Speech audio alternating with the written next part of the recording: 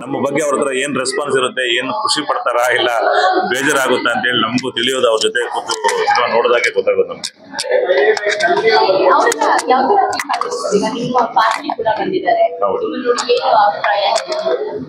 ಒಳ್ಳೆ ಸಿನಿಮಾ ಮಾಡಿದ್ದೀರಿ, ತುಂಬಾ ಚೆನ್ನಾಗಿ ಆಕ್ಟ್ ಮಾಡಿದ್ದೀರಿ, ಎಲ್ಲ ಜನರಿಗೆ ಇಷ್ಟ ಆಗುತ್ತೆ.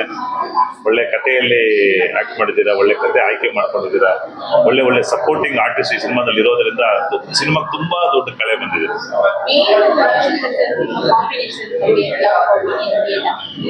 ಅವರೊಂದು ದೊಡ್ಡ ಸೀನಿಯರ್ ಆರ್ಟಿಸ್ಟ್, 106 ಸಿನಿಮಾ ಮಾಡಿರೋ ಜೊತೆ ನಮ್ಗೂ ಮಾಡ್ಬೇಕಂದ್ರೆ ಒಂದು ಉತ್ಸಾಹ ಇರುತ್ತೆ.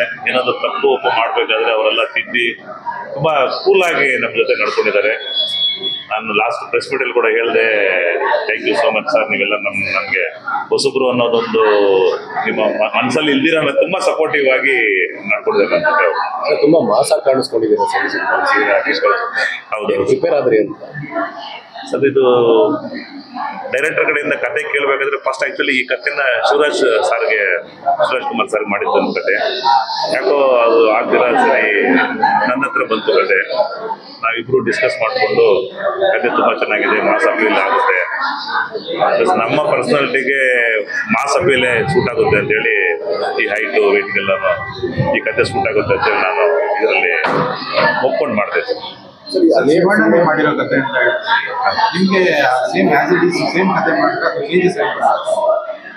ಮೋಸ್ಟ್ಲಿ ಅದು ಡೈರೆಕ್ಟರ್ನು ಕೇಳಿದ್ರೆ ಬೆಟ್ರು. ಬಟ್ ಫಸ್ಟ್ ಅವರು ಕತೆ ಸ್ಟಾರ್ಟ್ ಮಾಡ್ಬೇಕಾದ್ರೆ ಸರ್ ನಾನು ಶಿವರಾಜ್ ಕುಮಾರ್ ಸರ್ನ ಮನಸ್ಸಲ್ಲಿ ಮಾಡಿದ್ದೆ, ಯಾಕೋ ಕಾರಣಾಂತರಗಳಿಂದ ಅದು ಡೇಟ್ಸ್ ಮಿಸ್ ಆಯಿತು, ಮಾಡೋಕ್ಕಾಗಿಲ್ಲ. ಇದೊಂದು ರೆಡಿ ಇದೆ ಕತೆ ಅಂದ್ರೆ ಒಂದು 2-3 ಕತೆ ಹೇಳಿದ್ರು ಅವರು. ಅದರಲ್ಲಿ ಇದು ತುಂಬಾ ಚೆನ್ನಾಗಿದೆ ಅನಿಸ್ತು ನನಗೆ. ಹೀಗಾಗಿ ಇದನ್ನು ಒಪ್ಕೊಂಡು ಈ ಸಿನಿಮಾದಲ್ಲಿ ಮಾಡ್ತಾರೆ. ಸೊ ಲಾ ಪಾಯಿಂಟ್ ಲೀಗಲ್ ಪಾಯಿಂಟ್ ತುಂಬಾ ಇದೆ ಸಿನಿಮಾದಲ್ಲಿ. ಒಂದಷ್ಟು ಅವೇರ್ನೆಸ್ ಆಗಿರ್ಬೋದು, ಚೈಲ್ಡ್ ಅಬ್ಯೂಸ್ ಆಗಿರ್ಬೋದು, ತುಂಬಾ ಹೇಳಿದಿರಲ್ಲ ಕಂಟೆಂಟ್. ಅದೊಂದು ಸೋಷಿಯಲ್ ಮೆಸೇಜ್ ಬೇಕಲ್ಲ ಸರ್, ಒಂದು ಸಿನಿಮಾ ಮಾಡ್ಬೇಕಾದ್ರೆ ಒಂದು ಕಥಾಂಶ, ಒಂದು ಸಾರಾಂಶ, ಜನರು ಏನಾದರೂ ಒಂದು ಇರಬೇಕಲ್ಲ ಆ ಸಿನಿಮಾದಲ್ಲಿ. ಅವಾಗ ಜನ ಒಪ್ಕೊಳ್ಳೋದು, ಅವಾಗೇ ನಮಗೂ ಒಂದು ಜಯ ಸಿಗೋದು. ಹಾಡುಗಳು ಕೂಡ ತುಂಬಾ ಚೆನ್ನಾಗಿ ಮಾಡಿದ್ದೀರ. ಸ್ವಲ್ಪ ರೊಮ್ಯಾಂಟಿಕ್ ಆಗಿ 2 ಹಾಡುಗಳನ್ನ ನೋಡಿದ್ವಿ, ಚೆನ್ನಾಗಿದೆ.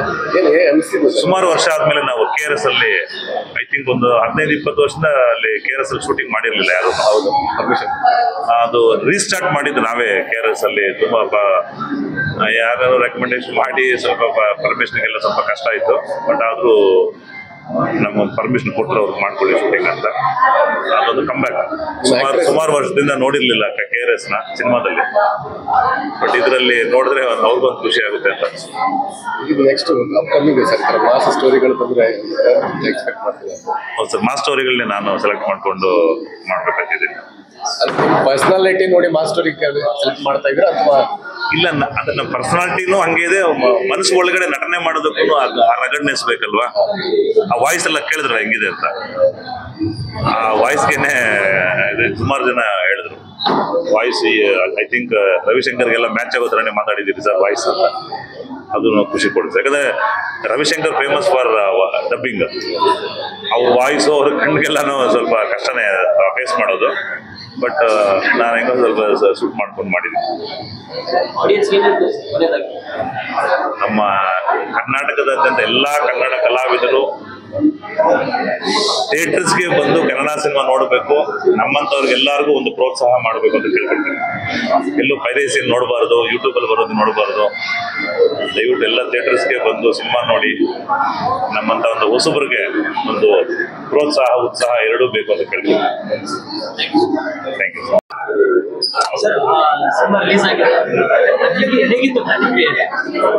ತುಂಬಾನೇ ಚೆನ್ನಾಗಿದೆ.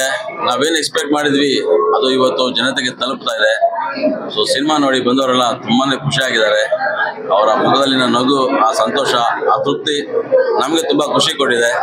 ನಿಜಕ್ಕೂ ನಾವು ಏನು ಈ 2.5-3 ವರ್ಷಗಳ ಕಾಲ ಈ ಒಂದು ಕ್ಯಾಪಿಟಲ್ ಸಿಟಿ ಸಿನಿಮಾಗೋಸ್ಕರ ಏನೆಲ್ಲ ಎಫರ್ಟ್ ಹಾಕಿದ್ವಿ, ಕಷ್ಟಪಟ್ಟಿದ್ವಿ, ಅದಕ್ಕೆ ಒಳ್ಳೆ ಪ್ರತಿಫಲ ಸಿಕ್ಕಿದೆ ಅಂತ ತುಂಬಾ ಖುಷಿ ಆಗ್ತಿದೆ.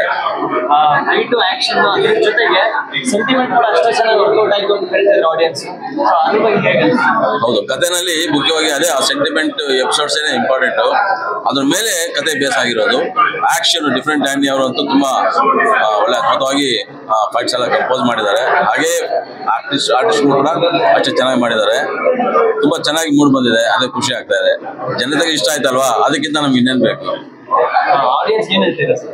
ಖಂಡಿತ ಈ ಸಿನಿಮಾ ನೀವು ಥಿಯೇಟರ್ಗೆ ಬಂದು ನೋಡ್ರೆ ನಿಮ್ಗೆ ಯಾವುದೇ ಕಾರಣಕ್ಕೂ ನಿರಾಶೆ ಆಗಲ್ಲ, ಬೋರ್ ಅನ್ಸೋದಿಲ್ಲ. ಏನು ಜನತೆ ಈಗ ಈ ಸಿನಿಮಾ ನೋಡಿ ಆಲ್ರೆಡಿ ಒಂದು ಒಳ್ಳೆ ಒಪಿನಿಯನ್ ಕೊಡ್ತಿದಾರೋ ಅದೇ ಒಪಿನಿಯನ್ ನಿಮಗೂ ಸಿಗುತ್ತೆ, ನೀವು ಕೂಡ ಖುಷಿ ಪಡ್ತೀರಾ. ಬನ್ನಿ ನಮ್ಮ ಕ್ಯಾಪಿಟಲ್ ಸಿಟಿ ಚಿತ್ರಣ ನೋಡಿ ನಮ್ಮನ್ನು ಹರಸಿ ಹಾರೈಸಿ ಅಂತ ಕೇಳಿ. ಮತ್ತೆ ಶಿವಣ್ಣ ಹೌದು, ಇದು ಆಕ್ಚುಲಿ ನಾನು ಶಿವಣ್ಣ ಅವ್ರಿಗೆ ಅಂತಾನೆ ಮಾಡಿದ್ದ ಸಬ್ಜೆಕ್ಟು. ಆ ಸಂದರ್ಭದಲ್ಲಿ ಅವರು ಬ್ಯಾಕ್ ಟು ಬ್ಯಾಕ್ ಇದೇ ತರದ ಆಕ್ಷನ್ ಸಿನಿಮಾಗಳೇ ಮಾಡ್ತಾ ಇದ್ರು.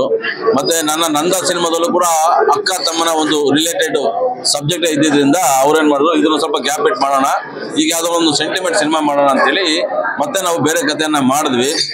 ಕಾರಣಾಂತರಗಳಿಂದ ಆ ಪ್ರಾಜೆಕ್ಟ್ ಟೇಕ್ ಓವರ್ ಆಗ್ಲಿಲ್ಲ. ಬಟ್ ಈ ಕಥೆ ಮಾತ್ರ ಹಾಗೆ ಉಳ್ಕೊಂಡಿತ್ತು ನನ್ನಲ್ಲಿ.